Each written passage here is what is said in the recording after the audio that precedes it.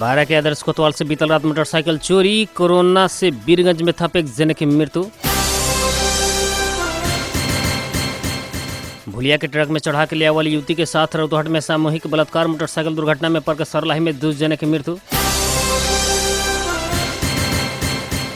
पिछला 24 घंटा में 246 से कोरोना संक्रमित बढ़ल 111 डिस्चार्ज। अब भारत के गृह मंत्री अमित शाह के कोरोना संक्रमण।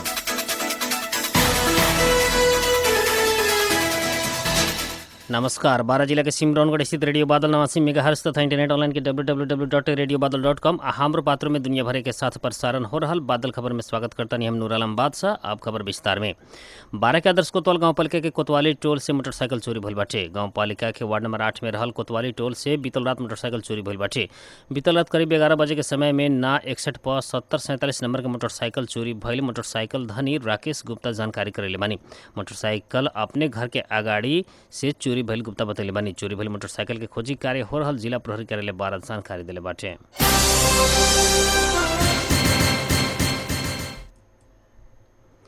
नेपाल में कोरोना संक्रमण से थप एक जने के मृत्यु भइल पुष्टि भइल बाटे। मृत्यु होखेवाला में पर्सा के बीरगंज महानगरपालिका 16 के 68 वर्षीय महिला रहल बाड़ी। बुखार खोखी जैसन समस्या देखला बाद 14 सावन में नारायणी वयोधा अस्पताल में भर्ना कल गेल रहे। इलाज के क्रम में स्वास्थ्य समस्या थप जटिल बनला बाद उनका के थप इलाज के खातिर 17 सावन में नारायणी कोविड अस्पताल रेफर कल गेला में ले जात बेरिया रास्ता में मृत्यु भइल स्वास्थ्य तथा जनसंख्या मंत्रालय जनैले बाटे। ई संगे नेपाल में कोरोना संक्रमण से मृत्यु होने के संख्या 57 पुगल बा।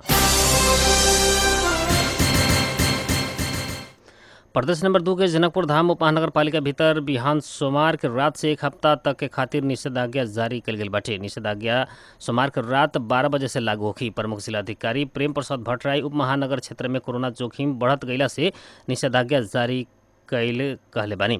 वहाँ के तोकल बाहे के कुछ भी बाहर न निकले के समेत जानकारी करले बानी। प्रसिया भट्टराई से कोरोना संक्रमण के प्रभावकारी रोकथाम तथा नियंत्रण आ एकर संक्रमण फैले न देवे के खातिर जिला भर प्रतिकूल प्रभाव पड़ सके वाला कोनो भी किस्म की गतिविधि होखे आ करे न देवे के नेपाल राजपत्र में तोकल गए अत्यावश्यक सेवा सब बाहे के अन्य सभी सेवा आ स्थल सब में सोमवार के रात से 1 हफ्ता तक के खातिर स्थानीय प्रशासन एन 2028 के दफा 6(3) आ संक्रमण रोग एन 2020 के दफा 2 बमोजिम जिला सुरक्षा समिति के निर्णय अनुसार जनकपुर धाम उपमहानगर पालिका भर निषेधाज्ञा जारी कल गेल जानकारी दिल बानी। ई आदेश के उल्लंघन करे वाला व्यक्ति के कानून बमोजिम कार्रवाई कल जाई चेतावनी समेत दिहल गइल बाटे। घर पहुंचा दे हम कहता चीन जान के आदमी से ही भुलिया के ट्रक में चढ़ा के लियावल एक युवती के रौतहट के शीतलपुर में सामूहिक बलात्कार भइल बाटे। सामूहिक बलात्कार कईल आरोप में रौतहट प्रहरी ट्रक ड्राइवर सह ड्राइवर आ दोसर एक सहित 3 जने के सुख के पकड़ाव कईल बाटे। चितौन स्थित घर लौटे के क्रम में सवारी साधन के इंतजार में रहल 12 के पथलगिया चौक में बैठल 21 वर्षीय युवती के चिन्हल एक युवक से घर पहुंचा दे हम कहत बीफे के संझिया भुलिया के रौतहट के फतो विजयपुर लिया के बिहान बेला सामूहिक बलात्कार कल गेल बाटे। बलात्कार आरोप में प्रहरी ना 26747 नंबर के ट्रक ड्राइवर तनहु ब्यास नगर पालिका 1 रहे वाला वर्ष 29 के विष्णु प्रसाद राणा भाट उहे जगह के 18 वर्षीय ड्राइवर विनोद राणा भाट आ दोसर 19 वर्षीय केसर मगर के पकड़ाव कल गेल बाटे। इससे पहले ही सामान्य चीन जान रहल मगर पथलगिया चौक में युवती के भेटला बाद 12 के कोल्भी से 1 घंटा में लौटेला संगे घर जैम कह के ट्रक में चढ़ेले रहनी। तनहू में काम करे के क्रम में दोनों के इससे पहले सामान्य चिंजान भइल रहे। धान के भूसा ले जाए के क्रम में उक्त ट्रक नवलपुर के गड़ाकोट से रौतहट तरफ आवत रहल प्रहरी बतैल बाटे। भुलिया के लियावल युवती के फतो विजयपुर नगर पालिका 1 शीतलपुर में पहुंचा के बिहान बेलिया 2:30 बजे ट्रक भीतर ही सामूहिक बलात्कार कैल इलाका प्रहरी कार्यालय विजयपुर के प्रहरी निरीक्षक चंद्रकिशोर साह जानकारी दिल बानी। जिला प्रशासन कार्यालय बारा से जारी कल गेल निषेधाज्ञा से बारा में प्रभाव पड़ल बाटे। जिला प्रशासन कार्यालय बारा से दूसर सूचना प्रकाशित न होला तक के खातिर बारा में आज सवेरे 5 बजे से बारा जिला में निषेधाज्ञा ले बाटे। निषेधाज्ञा के कारण बारा के कलैया सिमरौनगढ़ कोल्बी बरियारपुर निजगढ़ जीतपुर सिमरा नीतनपुर परवानीपुर पटसौनी पथलगियागंज भवानीपुर लगायत के जगह सब सुनसान देखल गई बाटे। अत्यावश्यक बाहे के संपूर्ण सेवा बंद रहल। निषेधाज्ञा के पालना करावेला प्रहरी कड़ाई कैल जिला प्रहरी कार्यालय बारा के प्रमुख कृष्ण प्रसाद पंगिनी बतैले बानी। निषेधाज्ञा के समय में एम्बुलेंस दूध बोके वाला गाड़ी संचार के गाड़ी तरकारी फल फूल खदान फसल और दवाई के दुकान बाहे के संपूर्ण फसल संपूर्ण रूप में बंद रहल बाटे। निषेधाज्ञा अटेर करे वाला के संक्रमण इन 2020 में कार्रवाई कल जाई। जिला प्रहरी कार्यालय 12 के प्रहरी प्रवक्ता प्रहरी न्याय परीक्षक गौतम मिश्र बतैले बानी। पर्सा में थप 45 जन में कोरोना वायरस से संक्रमण पुष्टि भइल बाटे। प्रदेश स्वास्थ्य निर्देशनालय के अनुसार वीरगंज महानगरपालिका वार्ड नंबर 11, श्रीपुर के 16, वार्ड नंबर 4 बिरता आ भगवती टोल के 15 जने रहल बानी। संक्रमित अधिकांश वीरगंज महानगरपालिका बाजार क्षेत्र के रहल बतावल गइल बाटे। इससे ही वीरगंज के ड्राईपोर्ट के 5, वीरगंज 3, छपैया के 1, वीरगंज 8 के 1, वीरगंज के मनियारी के 1 जने रहल। वीरगंज के नारायणी अस्पताल के विशेष कोविड अस्पताल गंडक के इंचार्ज डॉक्टर नीरज कुमार सिंह बतैले बानी। वीरगंज बाहर के पालिका सब में ठोरी निर्मल बस्ती के 1 संख्या परसौनी के 1 जने रहल। उनकर कहनाम रहल बाटे। संक्रमित होने वाला में वीरगंज के मेयर विजय कुमार सरावगी के पत्नी आ बेटी में भी संक्रमण पुष्टि भइल बाटे।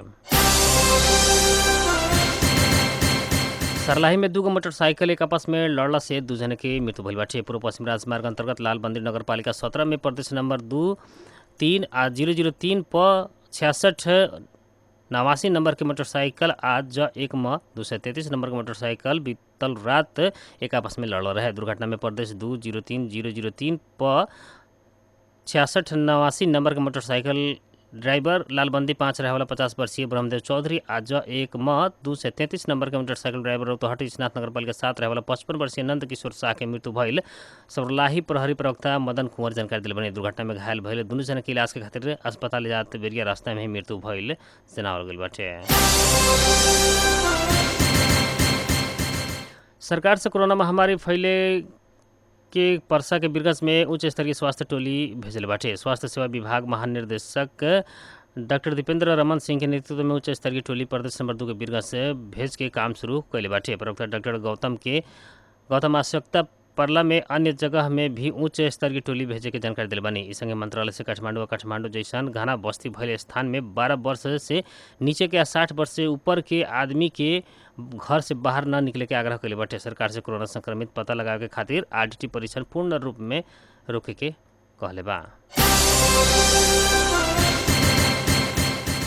विश्व भर 1,80,00,000 से ज़्यादा में कोरोना वायरस के संक्रमण पुष्टि भइल बाटे। आज ही समाचार तैयार कैला तक एक दिन 2,46,566 जने संक्रमित भइल बानी। संगे विश्व भर कोरोना संक्रमित के संख्या 1,80,08,449 पुगल बाटे। कुल संक्रमित के 60% से ज़्यादा लोग ठीक भइल बानी।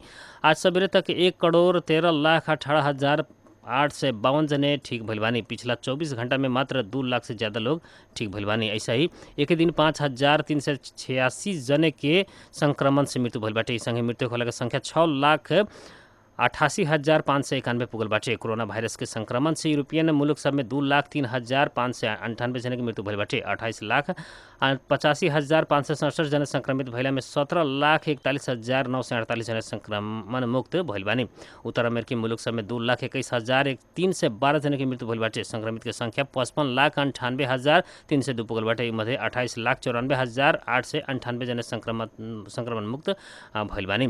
ऐसा ही एशियाली मुल्क सब में 98,077 जने की मृत्यु भइल बाटे। 43,74,145 जने संक्रमित भइला में 32,37,634 जने संक्रमण मुक्त भइल बानी। दक्षिण अमेरिकी मुल्क सब में 1,45,345 जने की मृत्यु भइल बाटे। 41,82,411 जने संक्रमित भइला में 28,31,778 जने संक्रमण मुक्त भइल बानी। अफ्रीकी मुल्क सब में 20,018 जने की जान गइल बाटे।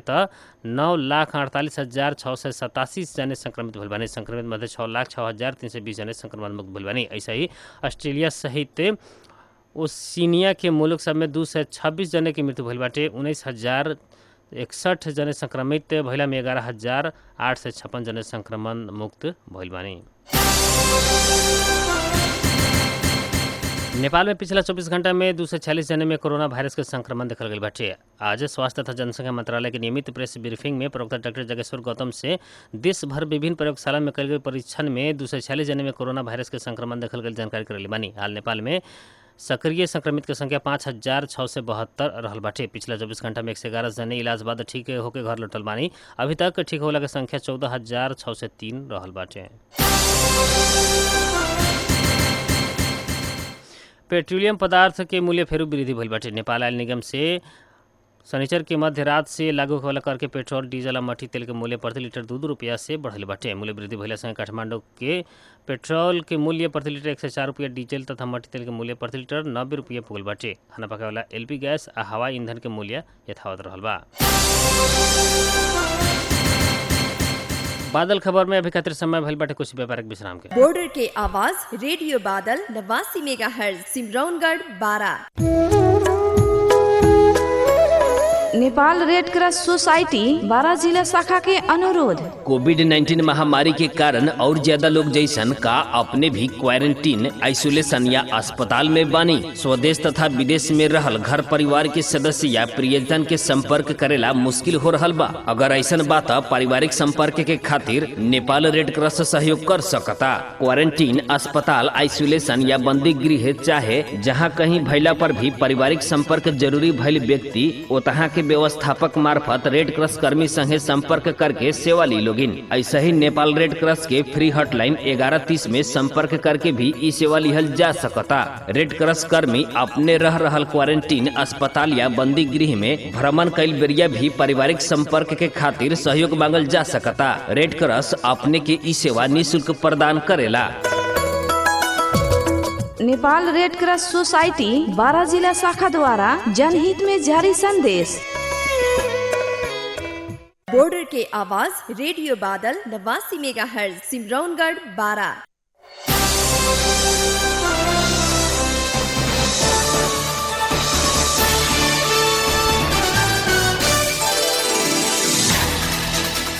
विश्राम के बाद बादल खबर में फिर से स्वागत बाटे। अब बाकी के खबर। भारत के उत्तर प्रदेश में कोरोना संक्रमण से शिक्षा मंत्री की मृत्यु भइल बाटे। कोरोना से कैबिनेट मंत्री कमला रानी वरुण की मृत्यु भइल बाटे। उनका के जुलाई 18 में कोरोना संक्रमण पुष्टि भइल रहे। इलाज के खातिर लखनऊ स्थित SGPGI में भर्ना भइल उनका के आज सवेरे निधन भइल बीबीसी जनल बाटे। सन 2017 में बीजेपी से उनका के कानपुर घाटमपुर से योजना में प्रतिस्पर्धा करावल गई है। वहाँ के गत वर्ष कैबिनेट मंत्री बनल रहनी। भारत के गृह मंत्री अमित शाह के कोरोना वायरस के संक्रमण पुष्टि भइल बाटे। आज से ट्वीट करत गृह मंत्री शाह खुद के कोरोना वायरस के संक्रमण पुष्टि भइल जानकारी दिले बानी। हाल वहाँ के अस्पताल में भर्ना भइल बानी। अब मौसम संबंधी जानकारी। रेडियो बादल 89 मेगाहर्ट्ज द्वारा मापन कल गेल अनुसार सिमरौनगढ़ लगातार आसपास के क्षेत्र के अभी के न्यूनतम तापक्रम 33 डिग्री सेल्सियस रहल बा। ऐसे आज सुबह 32, दोपहर 36 डिग्री सेल्सियस रहल रहा। आज रात में 30 डिग्री सेल्सियस तापक्रम रहे के अनुमान कल गेल बा। ऐसे आज सुबह 5:29 में बेर उगल है तो संझिया 6:51 में बेर डूबल बा।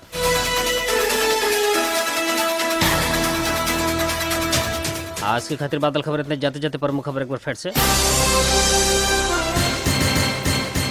12 के आदर्श कोतवाल से बीतल रात मोटरसाइकिल चोरी। कोरोना से बीरगंज में था एक जने की मृत्यु। भुलिया के ट्रक में चढ़ा के लिया वाली युवती के साथ रौतहट में सामूहिक बलात्कार। मोटरसाइकिल दुर्घटना में पड़कर सौरलाही में 2 जने की मृत्यु। पिछला 24 घंटा में 246 कोरोना संक्रमित बढ़ल। 111 जने डिस्चार्ज। भारत के गृह मंत्री अमित शाह के कोरोना संक्रमण।